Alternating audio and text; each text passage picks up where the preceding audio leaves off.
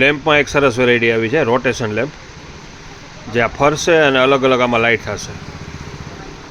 આમાં નાની મોટી મીડિયમ બધી સાઇઝ આવી છે. આ ખાલી 110 રૂપિયામાં છે, તુલસીવાળાનો સ્ટાન્ડર્ડ ક્વોલિટી. પછી એમાં નાની સાઇઝ આવી છે જે મંદિરમાં રાખી શકો.